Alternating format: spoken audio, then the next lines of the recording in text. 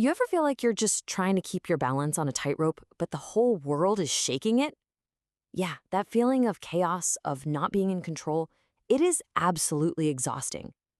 So today, we're going to dig into why that is, and more importantly, how we can find some solid ground again. It's a question a lot of us are asking, right? This feeling that the ground is just constantly shifting beneath our feet. So, where does this sense of instability actually come from? And what, if anything, can we do about it? This really points to something huge. It's like we're all going through this collective wake-up call.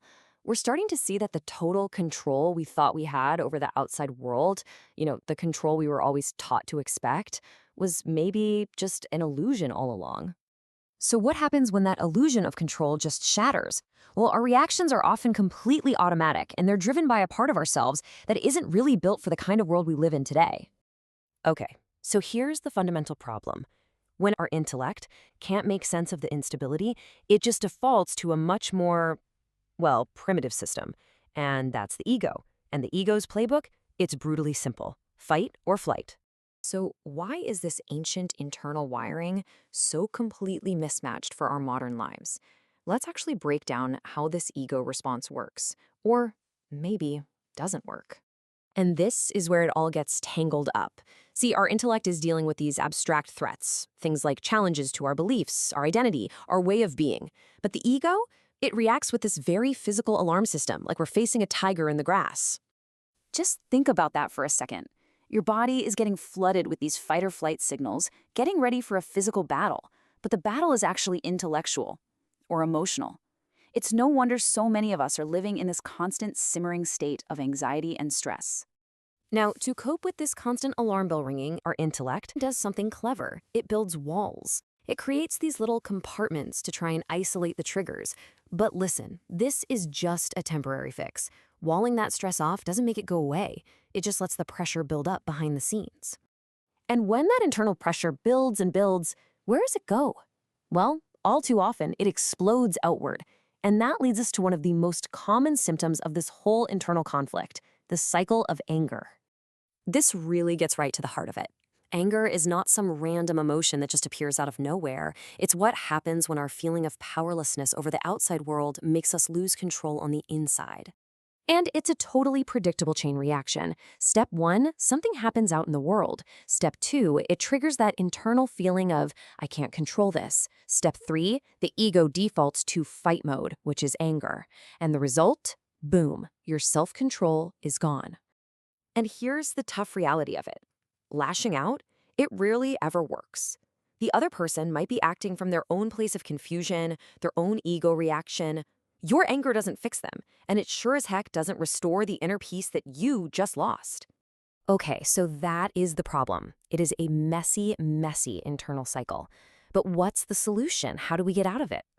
This section is all about exploring the path away from reaction and towards some genuine inner harmony. This is the million-dollar question, isn't it? It sounds like a total riddle. If you're stuck in your own blind spots, how in the world do you even begin to see your way out? Well, the answer lies in this really fundamental shift in perspective. It's about learning to see from your mind, from a place of clarity and observation, instead of constantly reacting to the world from a place of confusion and ego. This is a huge shift. It's a shift from dependency on others or the world to true independence within yourself. Real stability isn't about the world changing for you. It's about you cultivating an unshakable core right inside yourself. And when you do this, the results are pretty profound. You start appreciating harmony instead of just taking it for granted.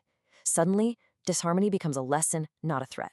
You find yourself becoming an example for others, and you finally start to find and fill that thing that's been missing inside you. So this brings us to our final and honestly our most powerful idea.